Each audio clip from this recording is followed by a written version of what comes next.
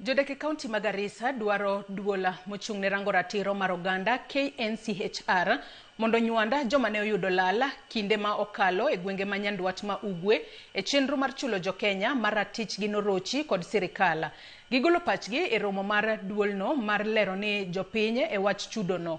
Jokanyo go lero wach mar ndhiyo kod lal mar rowere nek e kind mamoko.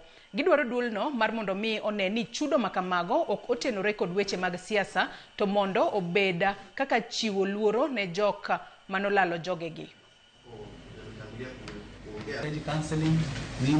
My recommendation to the Commission is when they are coming with the frameworks, please don't only consider people who are victims of finance bill and post-election. Consider also the historical injustices happen in this region. We want people who lost life, who lost their loved ones, who lost property to be compensated. The reparation matter is half-baked.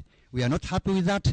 There was a lot of separations this time immemorial that was done to the Northerners. The Wagala massacre, the Garis Gubai, and what have you. How will those feel?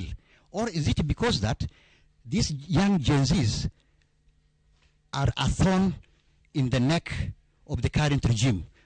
The Commission may be burdened now by the courts, and the expectation is so high, right? And many people may not understand. Then what assurance do we have that there shall be no such kind of recurrence?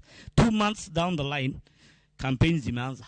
Tume ya kitaifa inatengeza mswada ama reparations bill ambayo itaweza kupewa rais pamoja na reparation guidelines ili aweze kutumia. Na kwa hivyo rais atakapopokea mswada huo wa reparations ataweza kupeleka kwenye bunge, na baada ya bunge kuweza kujadilia mswada huo italetwa tena kwa wananchi katika taifa letu nzima waweze kuchangia, waweze kuona ya kwamba ni vipi ambavyo mswada huo umeshauri ili waweze kutoa maoni yao ambayo itaweza kuingizwa kule ndani.